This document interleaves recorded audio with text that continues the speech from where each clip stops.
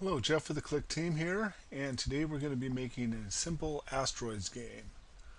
So let's just start a new application, and let me open up a graphics file for some graphics for our game.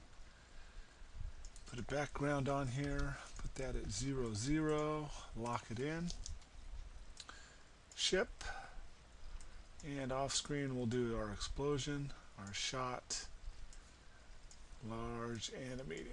Okay, that should be enough for us to get going here. Okay, I'm going to highlight both of our rocks. So I got them both selected, and I'm going to add these to a qualifier group. And this will just simplify my code a little bit because I can test the group all at once. Now I still have them both selected, and I'm going to set their movement to bouncing ball. And let's set the speed down to 15. Okay, on our explosion, I want to just give it a little effect. And so under ink effect, I'm going to do an add. This will kind of give it more of a vapory type explosion. Make it look kind of cool. And let's go on our ship. Our ship is going to get the spaceship movement. It went off the screen, but it's way down here at the bottom. Trust me, it's there if you look. Okay, let's crank up our thrust power to about 50. Our rotation speed about 30. Gravity 0. Gravity direction, I'm going to unselect everything. Okay, that should be about good. Let's run our game right now. Okay, we're rotating pretty good. We're thrusting. Okay, so let's go do some programming now. Everybody knows how Asteroids works, so I won't have to explain the game for you. First thing I'm going to do is for the rocks to wrap around the screen. And I'm going to test this as a group. And I'm going to test the position of group bad for all 4 of those going out of the frame. And that's just a simple movement wrap around play area. So if we run our application now, you will see when a rock exits one side, it enters on the other side. Okay, let's do the same for our ship.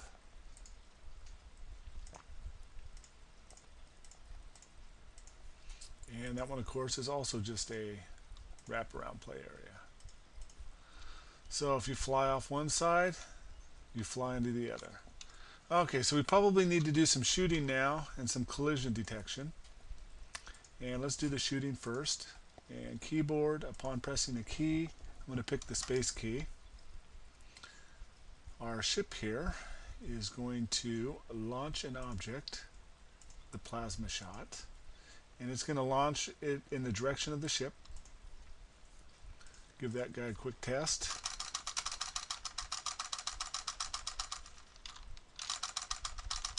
Okay, so that looks pretty good. Now let's test for the bullet hitting the large rock. And large. Okay, so when this is true, I want to destroy our shot. And I want to create an explosion.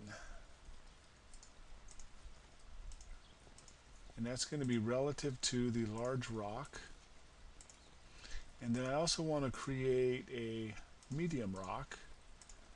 And that's also just relative to the large rock. Then I'm going to create another medium rock relative to the large rock. And then I'm going to destroy the large rock.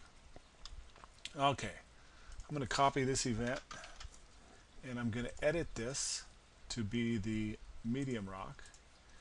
And I'm going to delete create medium. I'm going to delete create medium. And I'm going to destroy the medium. Okay, that looks about good.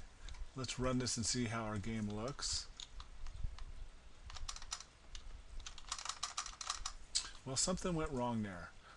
Well, we need to edit this. We are creating our explosion relative to the large rock. We want it relative to the small rock.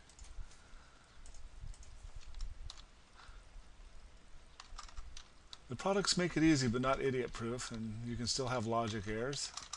Okay, now we need a few more rocks to generate. So let's do every 3 seconds. We are going to create an object, and it's going to be a large rock. and we'll create it off screen down here.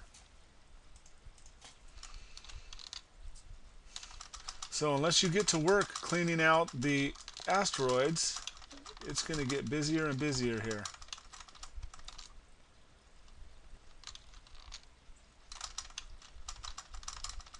So I think you can see the basics of how game development and design is made in Multimedia Fusion, but we didn't do any collision detection for our rock hitting the ship.